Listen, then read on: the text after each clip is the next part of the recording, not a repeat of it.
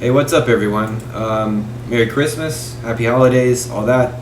I want to show off a recently added feature to the lasers. I'm going on about 3 hours of sleep, which I had quite a while ago. So, apologies for me not being in my finest form tonight.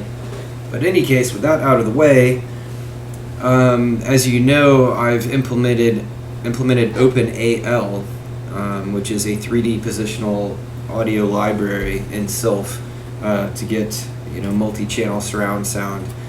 And the recent feature edition is actually trying to get 3D positional audio working with the lasers. If you've watched any of my previous gameplay videos that show off the laser weaponry, you'll see it's actually very different than all the other weapons which use bullets. It's a completely different system, the way it actually handles lasers in the game. I actually tried to, as faithfully as possible within reason for a video game, actually replicate the functionality of a laser, as far as the physics of lasers go, in real life. So they behave very much the way you'd expect them to in real life. No, not like Star Wars. No, it's pretty much insta-jib. You can sweep, you can rake things with them. Imagine like a deadly flashlight is pretty much the way lasers work in Sylph. But the problem is with 3D positional audio, audio basically comes from a point in space, a point in 3D space. So there's like an emitter or an emission point for the audio, and that's how it calculates how it should sound on your stereo or surround sound setup.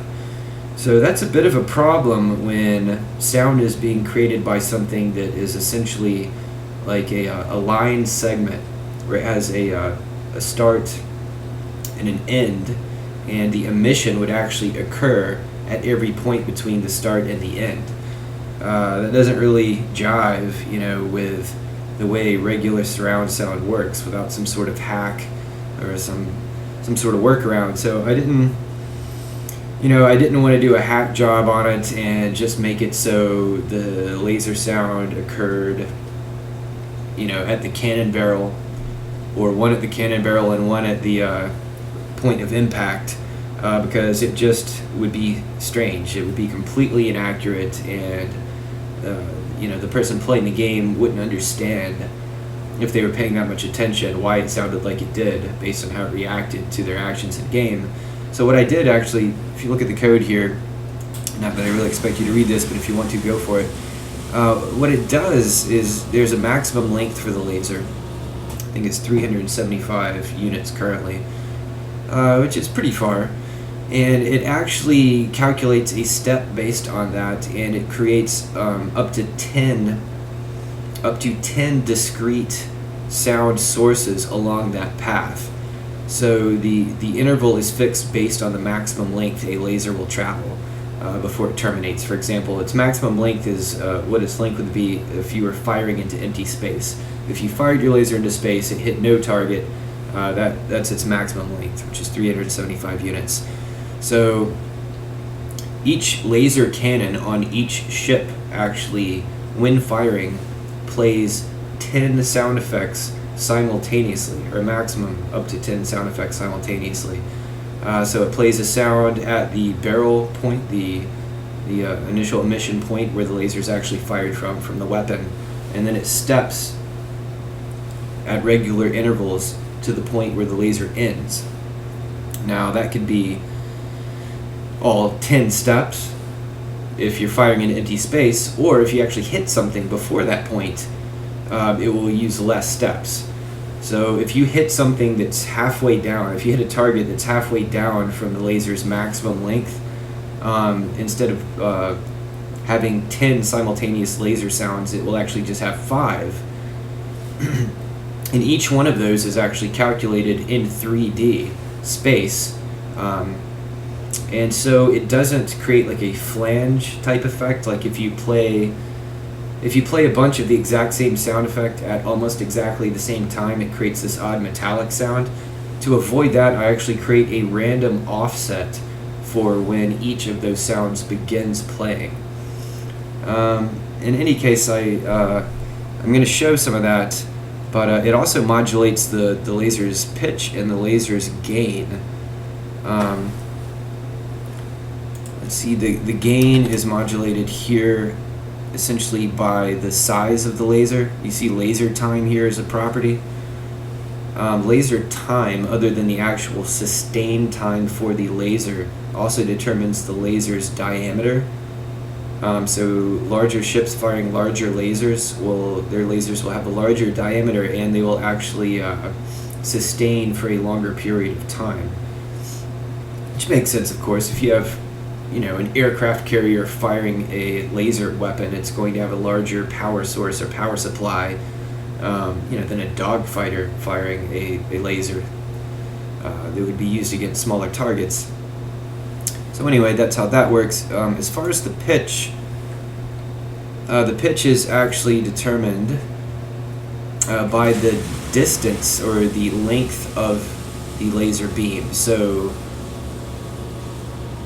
if your laser fires at full length, it'll have one pitch. If it gets truncated, if the laser length gets shortened because you actually hit a target, it will actually increase in pitch.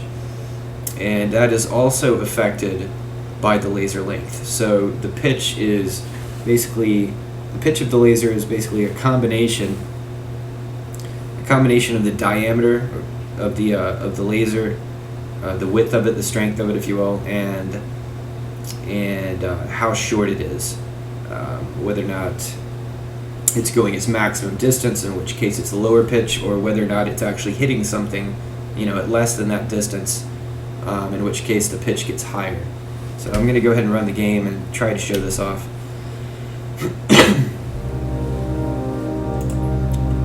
Good old Einstein.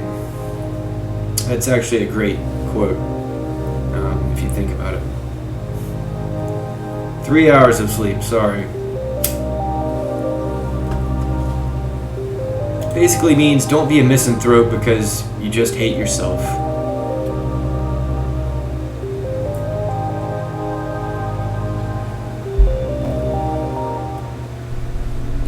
Alright.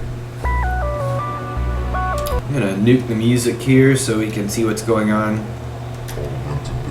Just enabled all weapons and invincibility. Probably just going to go to Area 6 real quick and generate a Robion, which is a boss ship that has a single laser cannon.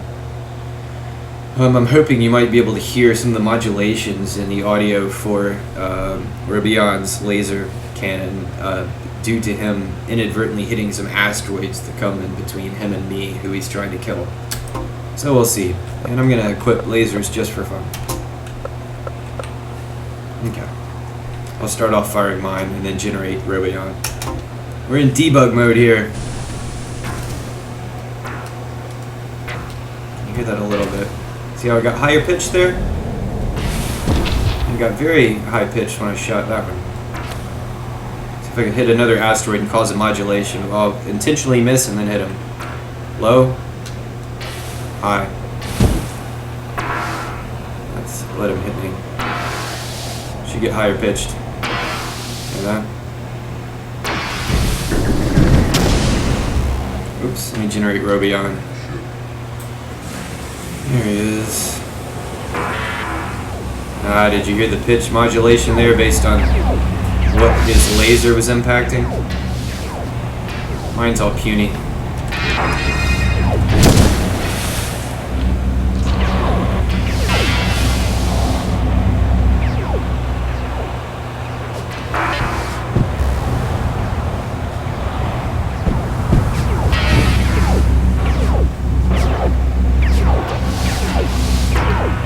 Keeps bumping off the walls because his movement AI, his lateral movement AI, actually uses a sine wave based on, I think, the timer, the system timer.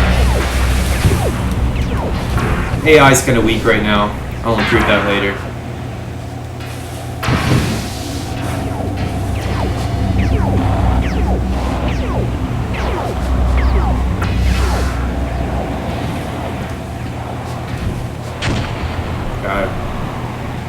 The body's hit the floor. Body's just got jibbed on my shield.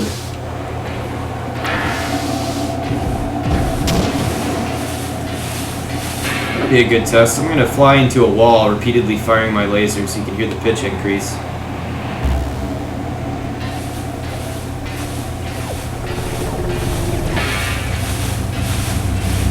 Geared a little bit there.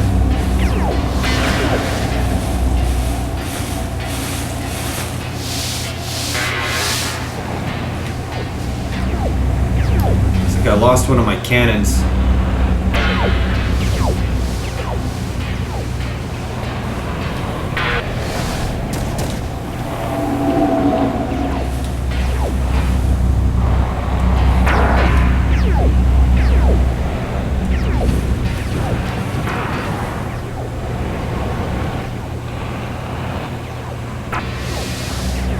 Here how his laser, Robion's laser, got higher pitched once it actually started impacting me. Like right there, there's another good example. So anyway, there we go, peace out. That's pretty much all I wanted to show, so hopefully that was enjoyable. Again, I'm running on fumes here, so I'll see you guys again soon. Take care and have an excellent last few hours of Christmas.